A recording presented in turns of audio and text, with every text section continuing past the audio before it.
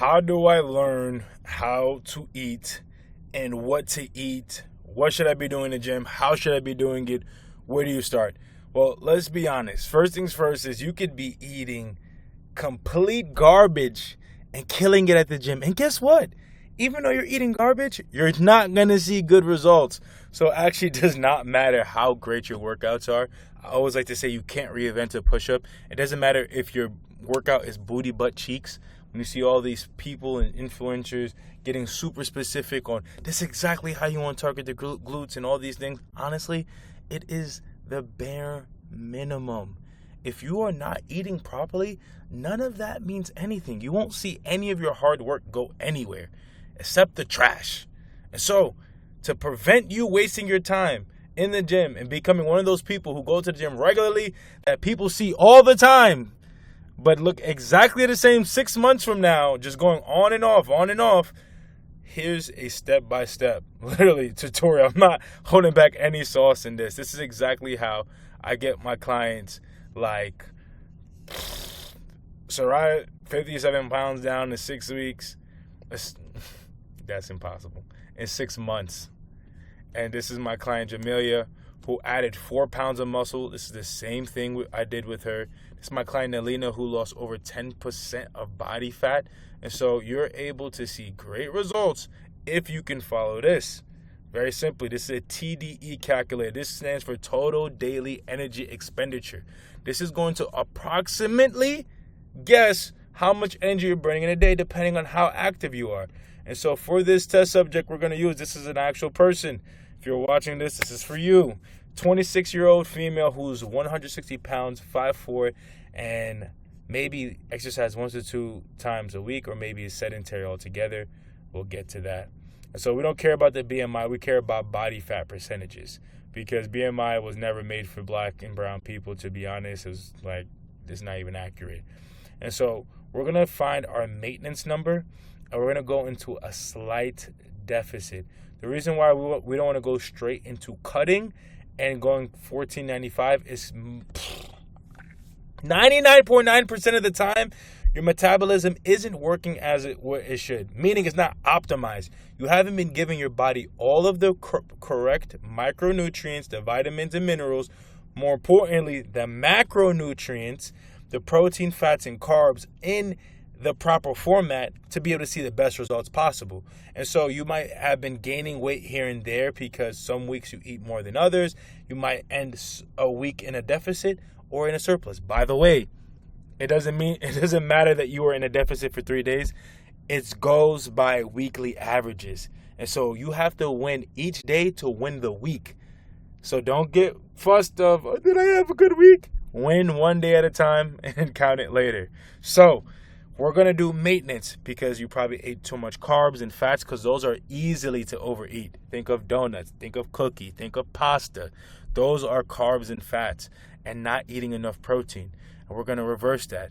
And so we don't have to necessarily eat 1 gram of protein per of our body weight unless we want to do a lower carb thing, which I don't recommend. And so in this split, we're doing 30% is going to protein. 30% of our calories here, that's almost 2,000, is going towards protein, right? And so I would say this is a good place to start so you can start feeling fuller. If not, start with just 100 grams. If this is completely new to you, if each of your meals have 4 ounces of protein, that should be 100 grams-ish if you had one protein snack about. And so if you're eating enough protein 3 times a day, and if you don't eat 3 times a day, you don't have to. But this is the exact details of why sometimes it's hard to just give information without the implementation, because it is based on a lifestyle base. All of my clients that I've shown you, all of their journeys have looked drastically different. And so that's why, when you think of support and what it looks like in real time, are these questions. Well, how many times are you eating a day? What time do you like eating? And if you're not factoring in how much that means to you, you're only going to create friction. I wouldn't give someone who only eats 2 times a day 6 meals, because even though that would be quote unquote better, it won't be better for them.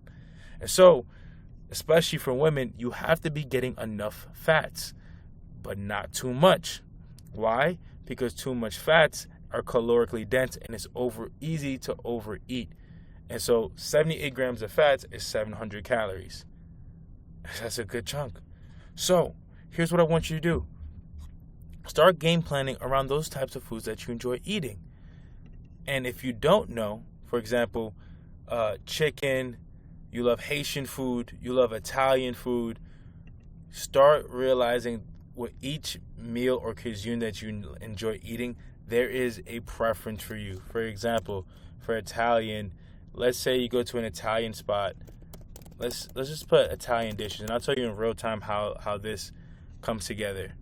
All right, you have a carbonara, you have ragu alla bolognese, cacio e pepe. You know, I would say you will stay away from like the deep fried rice balls, but you'd go for the grilled T-bone steak. You'd go for veal. I believe they even have like, let's go secondi dishes, like protein options, right? And so you'd go for the grilled fish, you'd go for the roasted pork, and sometimes they could be putting a lot of oils and fats in them. And until you get a rhythm of doing this consistently, then I would start telling the kitchen, hey, cut out the butter, cut out the oils, but get familiar with how to navigate your own cuisine. For example, I'm Haitian, right? And so for Haitian food, praise be to God, we have some type of greenery, right? So we have lettuce, we have greens, we have peppers, which is really good. It's a vibrant array of different flavors. And so what I would say is I like to eat, let's say, sweet plantain. And so we'll do air fried sweet plantains. My wife is Puerto Rican, by the way. A Haitian Puerto Rican, that's fire, right? And so you look into the nutritional value, and it has fiber, digestive support, especially when you don't fry it. And so it's something that comes from the earth. Think of whole foods anytime you're putting together your meals. And so sweet plantains come from the earth. So we're going to air fry some sweet plantains. When it comes to Haitian food, you can air fry your grill, but I'm not going to lie, I like my grill how I like my grill. I don't want to negotiate with that. So we're going to do, let's say, a baked chicken, right? We'll do baked chicken thighs. You marinate them like you would any other Haitian food. You have them aside with like some spinach or collard greens. But you could literally have a cup of rice. It's really just about how you're creating these meals, because traditionally it's really the ingredients. It's not about what you eat, it's how you're having it. How much oil are you putting in your rice? You actually don't even need oil to cook rice. It's just for flavor. And so once we start cooking for function and for health, it goes into this bigger conversation. The reason why my clients are able to see such great results isn't because they just all of a sudden hate food. It's because once you realize that food is a tool, just like a hammer could be used to build a house, or it could be used to murder someone. It doesn't make a hammer bad. And so the same way, there isn't no good food or bad food. It just depends how you use it. And until you start peeling back the layers of how you see food and emotionally rely on food, it's always going to be a point of tension.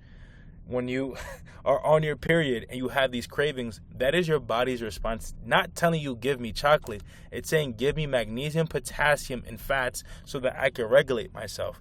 And so this is how you're seeing ladies like this see great, amazing results in such a little amount of time, because of understanding what their bodies are actually saying and not just giving into their flesh of what they feel like they need.